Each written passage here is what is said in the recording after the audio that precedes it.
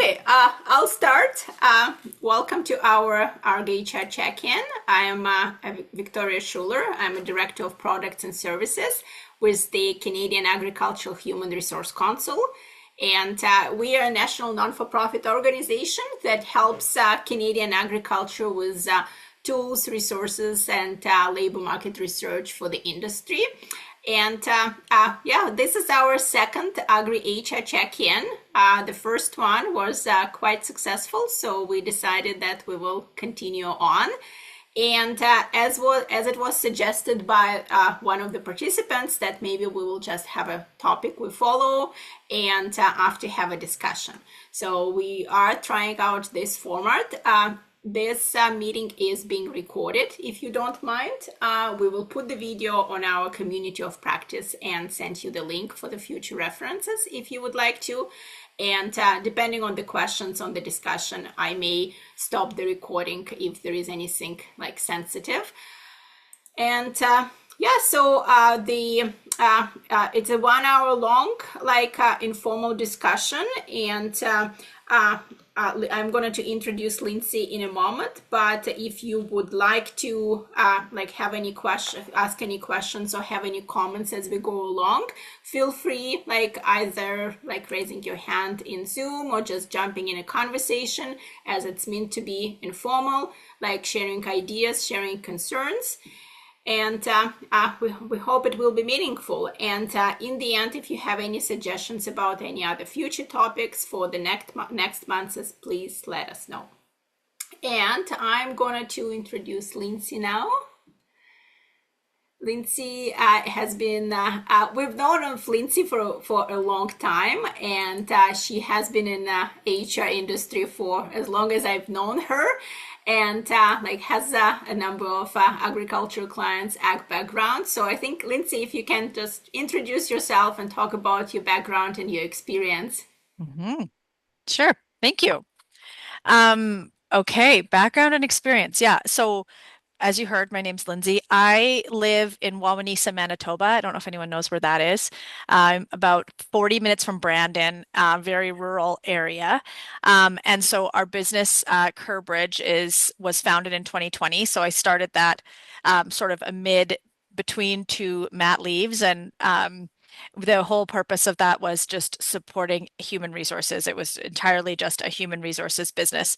And we grew from sort of one-on-one customer sort of situation to now today we have three brands that run under Curbridge.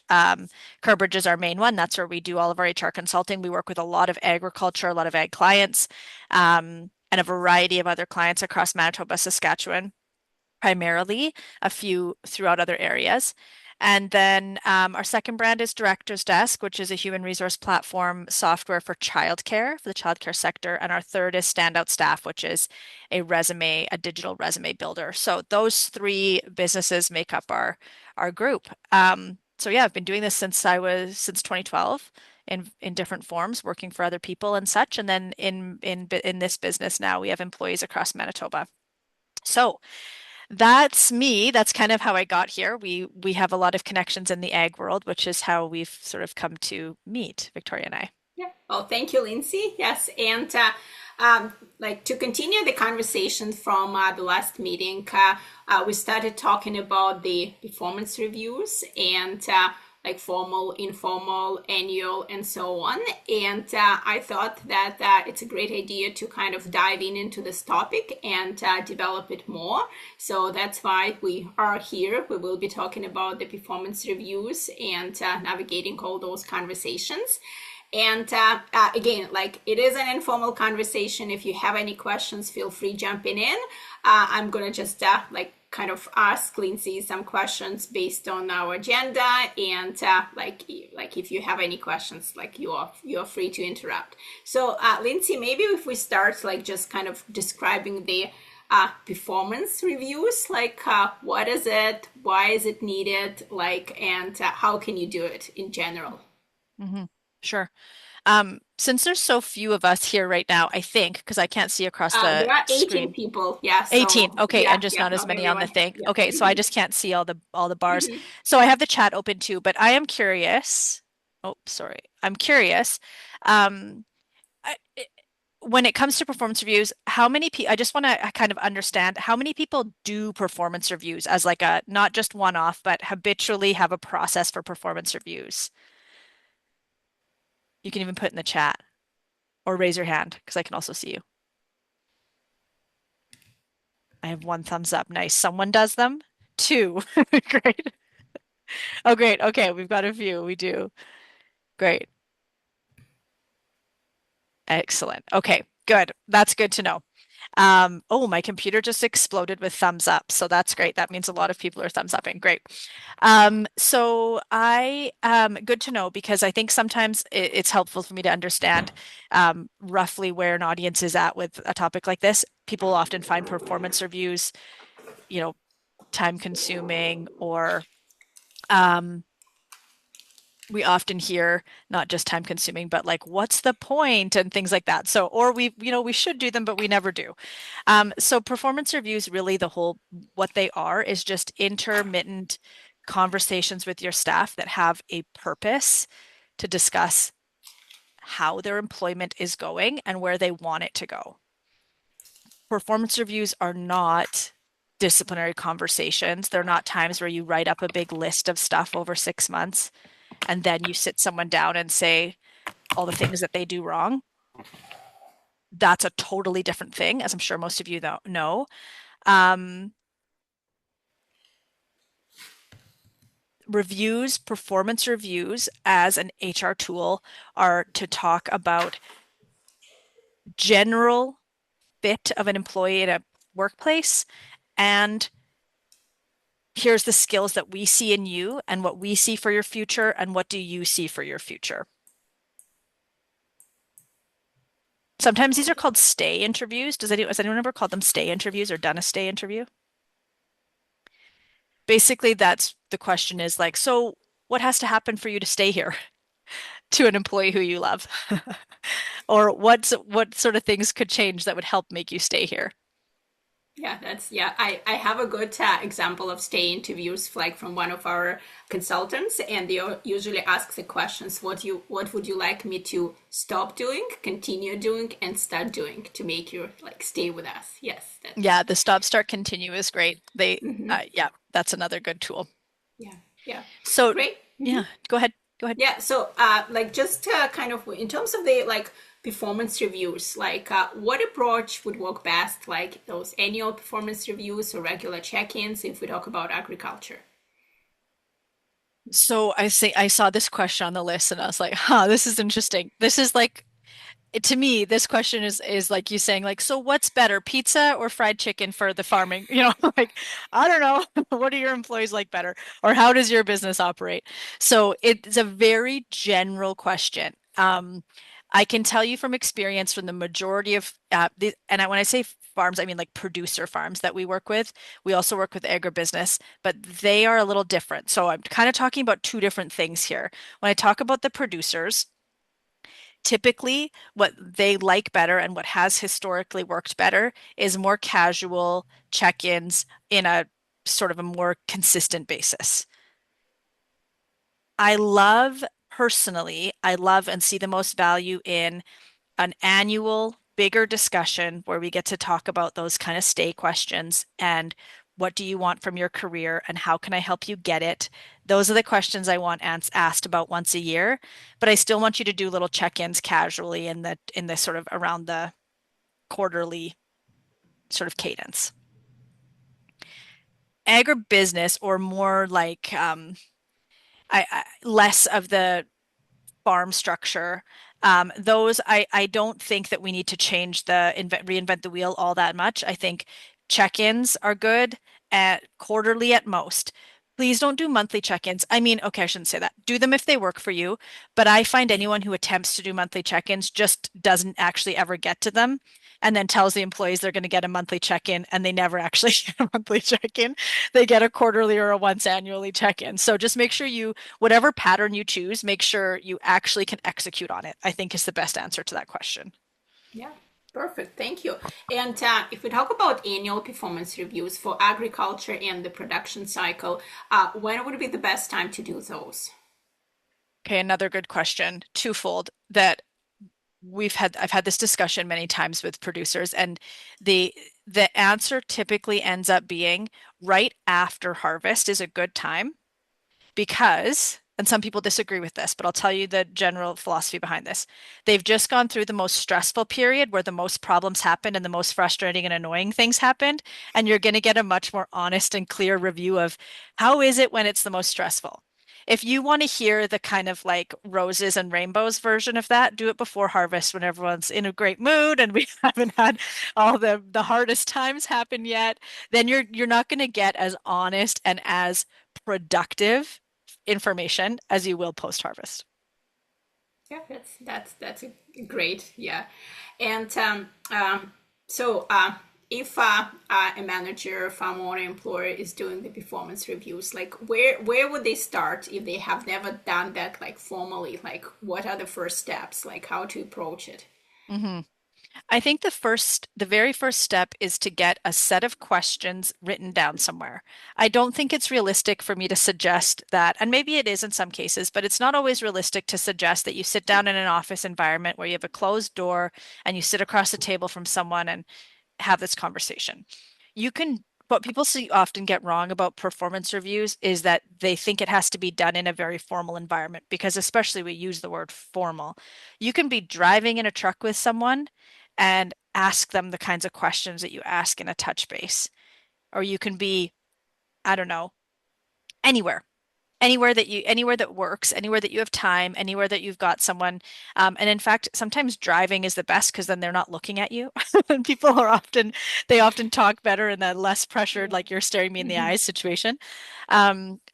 We find, especially in the production side, employees tend to respond better to more casual, less, here's the piece of paper HR gave me, and I'm going to sit here and write down your answers.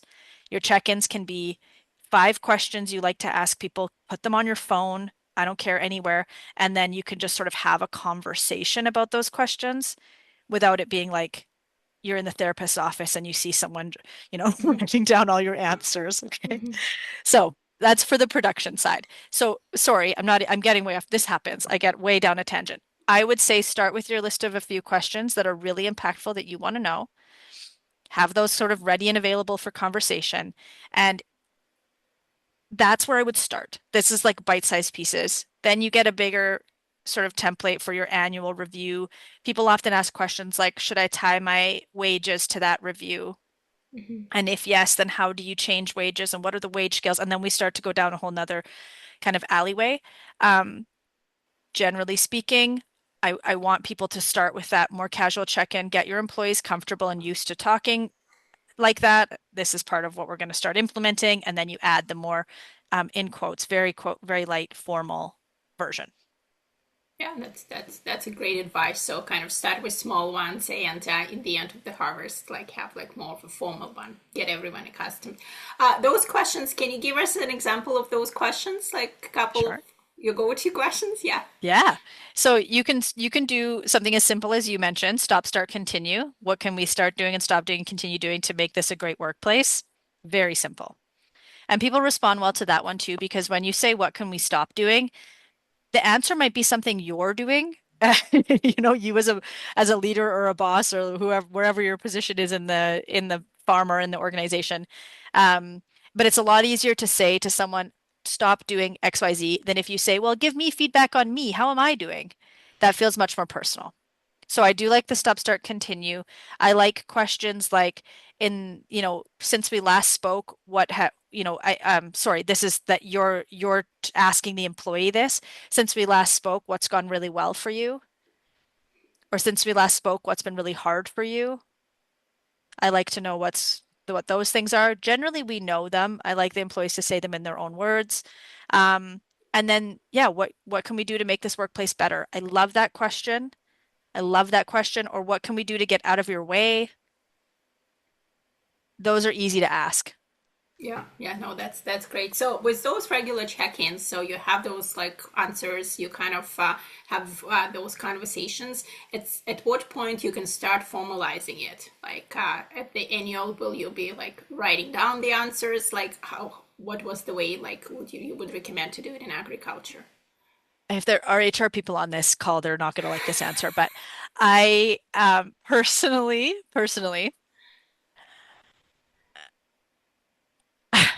unless you have goals that you want a person to meet, writing everything down isn't actually, oh God, I'm so sorry, HR people. It's not actually that important.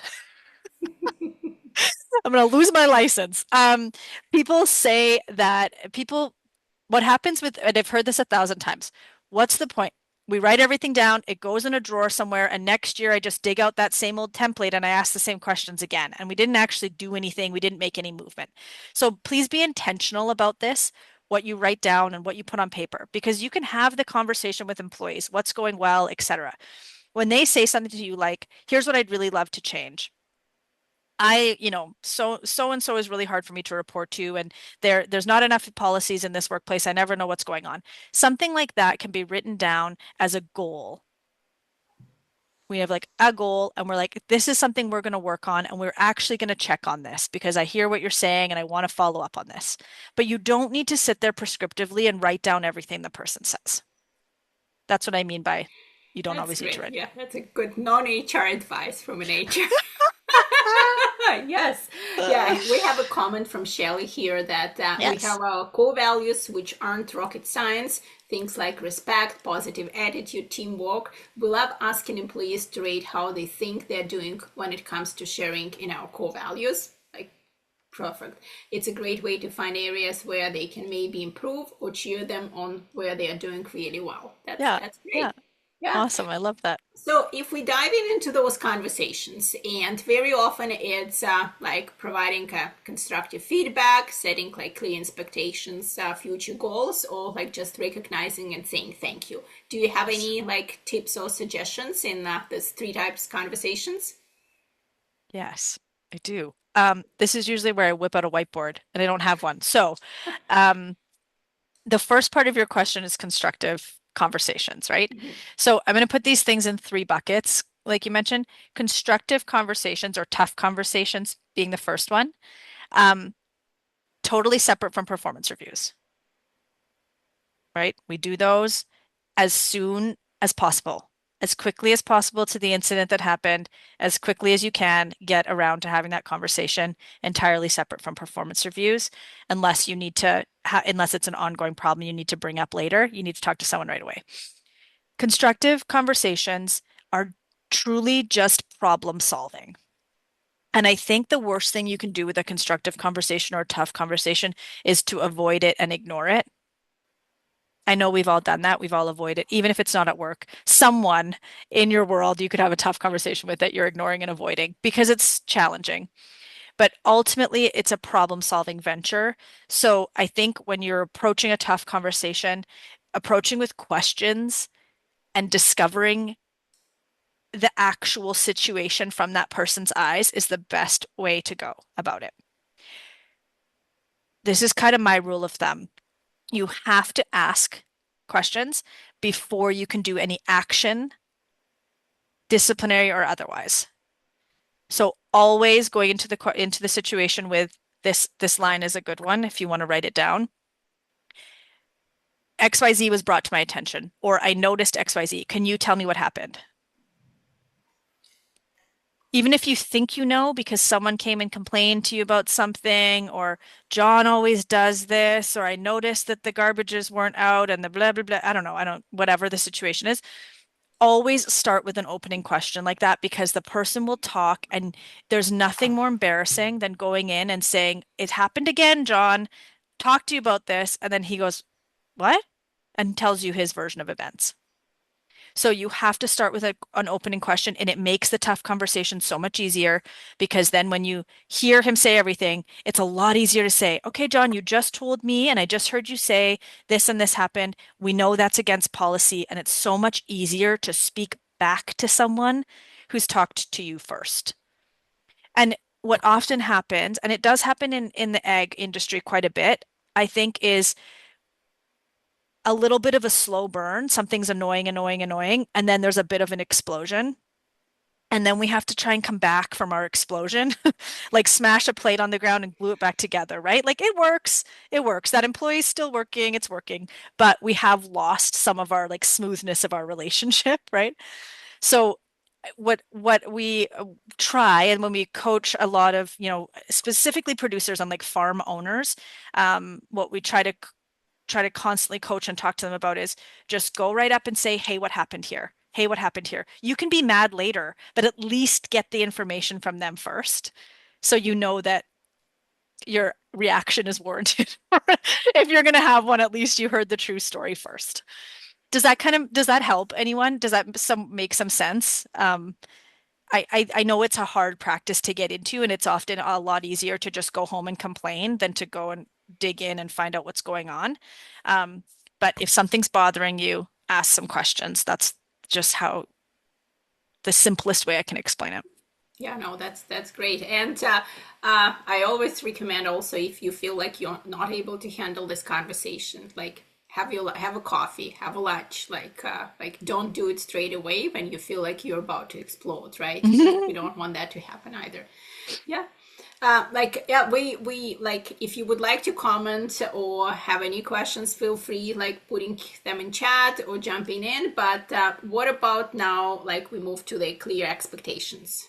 hmm Yeah, I think that and this is very HR of me, so I'll get some points back. I think there's a couple of things that every single operation that as soon as you employ employee, you have HR. Like people often say, I don't need HR. And the answer is like, you have an employee, you inherently have HR. You have a human resource, you have to manage that resource, right? I think two things are really important. Actually, three. I have to make it three. Some form of an employee handbook that sets out how your business is going to function and operate. What do you do on stat days? What do you do with overtime? How do you handle, calling in sick? What day is payday? I want all of that stuff in one place so that when you hire someone, those kinds of like systematic expectations, whatever you want to call that, they're not the employee's job expectations, but the structure of your business is communicated right out the gate. It's going to save you a whole bunch of time and back and forth. The second thing is an employment contract. You need a employment contract, not a letter of offer. A letter of offer is not an employment contract. A piece of paper that says John will start on March 4th and his wage is 50,000 a year. That's just a letter of offer. That's not a binding legal contract. Those you're stuck to those terms if you give someone that, but I want a contract that says, the usual contractual things, okay? Um, and then a job description that outlines as it can be rough. It doesn't have to, it can be changing, it could be constantly evolving, but something that outlines the job that the person is going to do and then a little bit about the expectations. We call those KPIs, key performance indicators. You don't need to go crazy with those. That's maybe a few steps down the line, but I want something on there that's like, the expectations are that you execute all duties above, that something that gives people a little bit of something to hang their hat on. And if you just comparatively for a second, stay with me here for this example. If you start a new job, imagine walking onto a farm or walking into a business for your first day, and you have already received a copy of the employee handbook and an employment contract that you and the manager or owner or whoever has signed, and a copy of your job description, and then you arrive on your first day, you think, wow, this business is organized. These people know what they want. They've got their poop in a group. This is going to be a good experience. Typically, that's how that feels. If you arrive on the first day and no one can find the person that's supposed to do your orientation and you haven't seen any of the documents yet and you didn't sign anything yet and you don't know for sure where to go, what door do I go in? What time do I? That's all very stressful for people. Not when you've been somewhere for a long time and you're kind of used to how things work and you know where everything is and blah, blah, blah. But when someone's new, that's a lot of pressure and stress. And if you can give them so many of those answers and structures and formalities up front, your turnover will go down. I promise you, your turnover will go down because people will feel better about their job right out the gates with those couple simple things that make them feel safe. These people are taking care of me. They set up their business really, really good, and I feel good here, right? Yeah, no, Okay, that's sorry. great. Sorry, I'm Thanks. blabbing. Yes, ask a It's question, okay. Nicole. I think the other thing, just coming from the HR seat, is about all of those things that you were talking about, is the risk mitigation for the farm. Sure. People and human resources are a risk, and the important parts about a policy manual as well is that it should manage the things. We hear the word exemption a lot when we talk to farms. I'm exempt. There's very few things that the term exemption actually applies to. It does not exempt you from harassment and discrimination charges. It does not exempt you from having to provide vacation pay according to provincial rules or minimum wage standards or pay dates having to be at a certain cadence. And so when we don't create those policy manuals that include those important kind of motherhood pieces, I think, Lindsay, we also are not doing a service to the risk mitigation of our farm from being litigated through employment standards, through common law, through human rights and or occupational health and safety, all of which govern those areas. So I think that's the other side of providing a contract. Providing, a verbal offer is a contract under Canadian employment law. Without it, you're subject to he said versus she said, and the laws are designed to protect our employees, not our farms. So I Hmm. think that's really critical for farms to understand, is that's the other side of what you're talking about, why those manuals and employment contracts are really critical. Yeah, and I totally agree with you. And if you have, I mean, you'll have experienced this, Nicole, but someone, they do say like, well, we don't, yeah, we're exempt from that. Well, that applies to something very minimal, like overtime, overtime laws for Hmm. your actual harvester. But what about your office admin and your mechanic? Like, where do they fall in that? Hmm. And that gets very confusing for farms specifically. For So farms. I totally And agree. again, it's really limited to some of the compensation exemptions and holiday pay exemptions. It is not all the rest of the employment standard rules that I guarantee you most farms don't think about or even know exist. And I think Hmm. that's a real important part, Yeah. for farms to understand. Is there's a whole other piece that you have to look at. Yeah, there is. There is a whole other piece you have to look at. And protecting yourself up front, I mean, it pays for itself tenfold to have those protections in Hmm. place, not just from like the constant questions or what did we do last year with that or whatever, those sorts of gray areas, but like you're saying exactly, harassment. We have rules around harassment. We have something written down, you know, so that when someone does come knocking and go, do you have a harassment policy? Yeah, we actually, this is how we handle it. Those kinds of things are so Hmm. important. So, so important. Yes, I agree with you. Well said. Yeah, and I guarantee that where you're hauling to, I had a farm 2 years ago who one of their truckers was hauling to a Cargill site and was making inappropriate comments to the staff at the elevator. And under the terms of your contract with Cargill, there is a rider in there that they can cancel that conduct that contract for inappropriate behavior. And I guarantee their staff is trained on what's appropriate and not appropriate behavior. And so if you don't know who your vendors and suppliers are, and you don't know what they're tolerant of, what you can tolerate on your farm is not necessarily what you're going to tolerate in other places. And so that farm is really lucky. We were able to show them that they had a harassment policy, show them that we could discipline that driver underneath it. That driver was no longer allowed at that location, but they did not cancel the contract. So I think that's the piece too, that it isn't just your farm. You Right. guys aren't Yeah, talking just on your farm. right.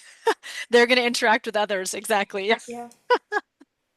Well, thank you, Nicole, for the comments, and yeah, that's all very, very valuable. Um, and before we kind of start an open discussion, like two more, like again, like recognizing good performance. This is what producers like very often forget to say thank you, right? And this is something that motivates and empowers the employees. So, Lindsay, would you like to comment on that? Yeah. We have a kind of, and again another like sort of random rule of thumb, but the statistically we have learned, and I think this is in Marcus Buckingham's book, but they say that every 7 days is when an employee should receive some form of thank you, because you kind of ride the high of the thank you, like you feel good, you were recognized, acknowledged, and then over 7 days you sort of forget about the good feeling. So, kind of not, I always tell people, please don't just put in your calendar on Monday to go and say a random thank you. You want it to be intentional, someone who actually did something. But, that kind of that feeling of accomplishment and recognition comes from a specific thank you from your own boss or even your own coworkers. Someone somewhere in the organization is recognizing you, and that feeling, um, it can't be recreated by someone else. Like we've been asked before, like, can you please do our performance reviews? Doesn't count when it comes from me. I have no idea, right? They don't want to hear from me. They want to hear from you. So when it comes from leadership is the best. And oh, the Marcus Buckingham book. I'll put this in the comments. The you want the employees to kind of constantly feel that they come in, they do their thing, and it matters to someone somewhere. So it's not just agriculture or farming or anywhere. It's kind of everywhere that people kind of say that they're not within 3 months or 6 months they haven't received a thank you. And it doesn't have to be weird and mushy and gushy. It's just like, thanks for doing that. That made an impact on us. That helped so and so. What was the result of that work the person did? Really, really important. You can't afford not to do it in what it does to retention and employees' well-being and how they feel at work. Um, it makes a huge, huge difference. And when the bad things do happen, which they will, and when the tough conversations do happen, which they mostly do, at some point in time, you'll have a really strong base, strong positive relationship with someone, which makes the tough stuff better. If you just come in with bad, bad, bad, it's not a good working relationship, right? It's got to have both sides. Yeah, thank you. That's great.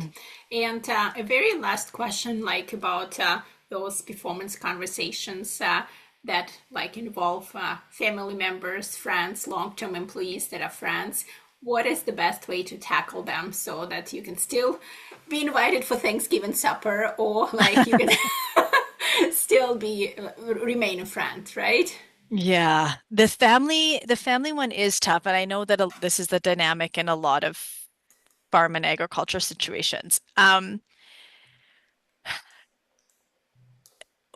We have seen the most success when the family members, and we're talking about not partners, right? We are talking more about relationships of, employee, but there's still the like owner situation. Is that kind of, am I Yeah, understanding yeah, that but correctly? yeah. I think the best way to do that is to treat them the same way, give them the same performance system and situation that you give to others. And it can be less formal, but I think it starts with where the leadership is at, because I think if the leadership is in bad habits, for lack of better words, of maybe, um, divulging too much to someone who's a family member, or talking outside of turn where you wouldn't if that was not a family member, or maybe blurring the lines a little bit because of a family member.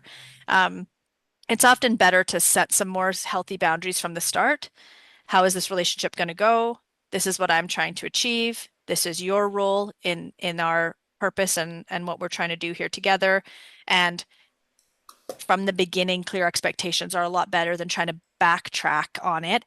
Um, it is a different relationship. You have to acknowledge that right out the gates. You can't look at them and say, this is just business, not family, because they cross the threshold into the workplace every day. And, it's not like there's some magical portal where the relationship is different, right? So I think it is a bit short-sighted to say, I'll treat you like any other person. There is a different relationship. You have to acknowledge that, but then you have to set a healthy boundary. This is how it's going to go.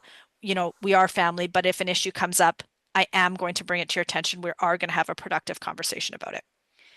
Set that up front. That's, I think, the best thing I can say. Yeah, well, that's great. No, that's absolutely great. Anything else you would like to add, Lindsay? I don't think so. It's just, unless anyone has questions. I mean, Yeah, I don't yeah, know what else there is yeah. valuable. Yeah, I think yeah we have like we planned for half an hour for like your conversation, and after we open for questions, like feel free like jumping in, and if there is anything else that bothers you, like not performance related, but any other HR related questions, like you have, it's a great way to ask and connect. Yeah. Yeah, yeah, yeah. Okay. Okay, Hmm. so I I think put the so. name of the book in there. I did answer. First Break All the Rules is the name of the Marcus Buckingham book. It might be a little dated now because I think that that book was written a little while ago, but it is good. It's got a lot of stats on a lot of information about the workplace and Yeah. Oh, no. Maybe I have a question, and I know like some people like keep asking us that as well, like in terms of like when do I need an HR, right? Like, and I like that comment that if you already have a first employee, that's a human resource, that's when you need an HR. So when would you like? How would you recommend to start? When would you recommend to start, like for like a family farm that is just like hired their first employee or thinking about doing that? Mhm. Um, I want to give a realistic answer, not just like kind of textbook. So I think the realistic answer to that is if the more things you have in place before you start interacting with and hiring employees, the better your future looks because you don't, a house needs a foundation and then we go up from there. I think having a form of a foundation for human resources is important. Um, It doesn't have to be the really expensive, elaborate kind. You certainly don't need an HR person. You can outsource. I mean, someone like us will do a project to give you the three essential things I just mentioned before you do anything. And that would be an investment that would be worth it for your future. Um, I mean, when you're hiring family, it's a little bit different. But as soon as you're hiring someone who's not family, I think that's a really good line in the sand to get those three pillars in place. What's the job description? Do you have an employment contract? And do you have a little bit of an employee manual? Um, that will really make a difference in that person's experience. And like Nicole said, your own liability protection. Um, one People often say to us, I only have one employee, but that one employee can go to the labor board as well, right? Um, so we have to remember that every one employee that you does add to your liability. And it does expose you to risk and complaints and problems and so on. Okay. Yeah. So that's where I would start. If you already have a couple of employees, I think I would retroactively get those three things in place. Yeah, and that's employee job description, employment contract, and employee handbook. Yeah. Yes. Okay. And our employee handbooks for the farm look a little bit different than most places, especially like the producer side. We have things like, what are we doing with company housing or company phones and vehicles? Those are things that farms often do have that many employers don't have. So we set the foundation for how is your operation going to handle that? And they're usually 20, 25 pages. I mean, I'm not talking about a 70-page document. When we get started, it's the cores, the basic, the core, the essentials get you off on the right foot. Yeah. Yeah. No, that's right. And what about the job description? Where would the producer start with the job description? Well, can I answer this question first? Yeah. Can you Yeah. retroactively do an employment agreement after the employee has been hired? You have to give consideration, at least in Manitoba. Let me say Mhm. that in Manitoba. I presume it's in other provinces as well. Consideration is when you give money in trade for someone signing the legal contract. You've already given them a deal of some form, like Nicole said, even if it's not all written down, even things like habitual practices that you've done over time can be considered contractual in the eyes of the law, depending what it is and how often it happens and all that. So let's say you want January 1st, you're like, I want everyone on an employment contract. You can do some sort of compensation. We're giving you a raise, we're giving you a signing bonus, something like that. And then you can offer them to sign that contract. You can't just walk up to them tomorrow and say, we're doing contracts now and please sign here. Okay. So great question. Great, great, great question. Job descriptions, sorry, Shannon, do you have anything else that you want to ask there? There's an entire we did I went to a big presentation on this because a law firm was explaining all these details and it's very intricate. So, but that's the easy Sure. answer. Um, Job descriptions, I Yes. would start with yourself, which sounds weird, but the owner often needs to first define like, what do I do? To then say, how does that job interact with these people that also work here? We can help. Sometimes people write on loose leaf and then just give it to us. Like we can help you make these things. People like us, pe other people like us or others. And then we just kind of write down, what do you expect from people? What are they supposed to do in a day? If we ask a few questions to try and prompt whose bucket does this fall in? And then we write it into a bit more of a formal document. We can go as far as to say KPIs, measurable metrics that people know they're responsible for. Okay. Yeah. So where would you start? I mean, it's a hard question. I would start with yourself. Yeah, that's a good answer too. Are there any other questions? Oh, we have a quiet group today. It looks like there's 17. That's okay. Everyone is quiet. That's okay. This is an interesting conversation because you can go so many. I mean, we talked briefly about wages, right, for a second before. Victoria, we can go all kinds of angles with something like performance, and it all connects the HR web, like, HR is two letters for a very long list of stuff that falls into that category. Um, and and I think if we listen to what the experts say on this type of stuff, a focus on retention and giving employees not just what they need, but also incentives that help them love a job. Um, that includes feedback that makes them better people and better employees. That should be a bigger focus. No, I mean, I know everybody's busy and I don't want them to roll their eyes at this, but it should be a big focus because it takes away from your workload later. If you keep the people, it reduces the problems. You have open lines of communication. You have a place that people like to work. They will, I promise you, tell others, and it will be easier for you to get more good people. So the bottom line is often impacted pretty heavily by a really positive focus on people in HR. Yeah, yeah, no, that's great. That maybe like again, like before, we still have like some minutes left. In Western Canada, across Canada, it's close to the harvest time. Any recommendation or advice you would give as an HR? Well, I think just knowing that you're going to be asking a lot of people, right? They know that too. They know where they work, right? They know this is going to be the stressful time. Um, the thank yous are probably most important at this point in time. Mhm. I think that keeps people going through a rough patch.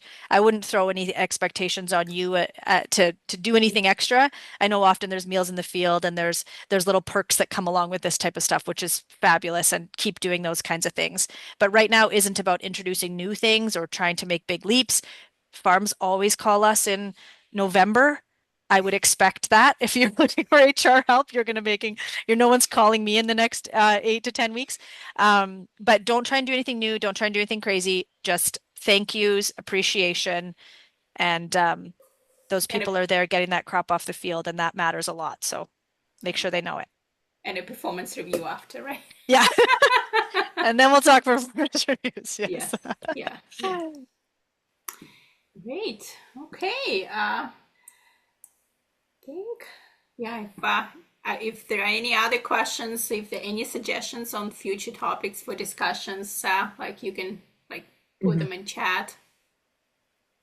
Victoria, if I could, there's one of the things I think that really goes hand in hand with what Lindsay said. Now's not the time to start anything new, but HR can feel really overwhelming. And so I would also say you don't have to do everything at once. There's all this stuff out there that you should do. I think it's really important to start with the small steps and the things you can handle. And just do them one at a time.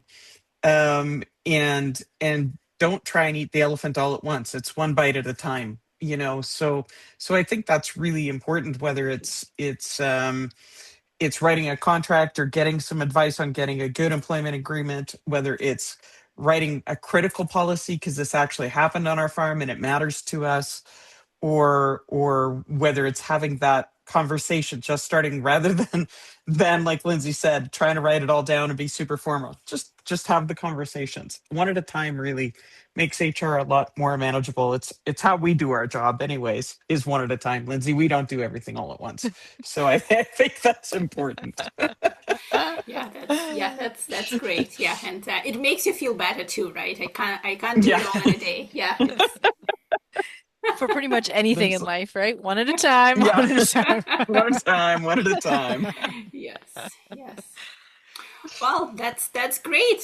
Since the group is quiet and like it looks like there are no questions, but Lindsay, thank you so much for finding time for this conversation. And I hope we will be able to hear from you again in the future. And Nicole, thank you for jumping in and for all your comments and advice and your expertise as well. Thank you. Thanks Yeah, for having me. thank you. And we will wrap it up and we will see everyone hopefully next month. Thank you.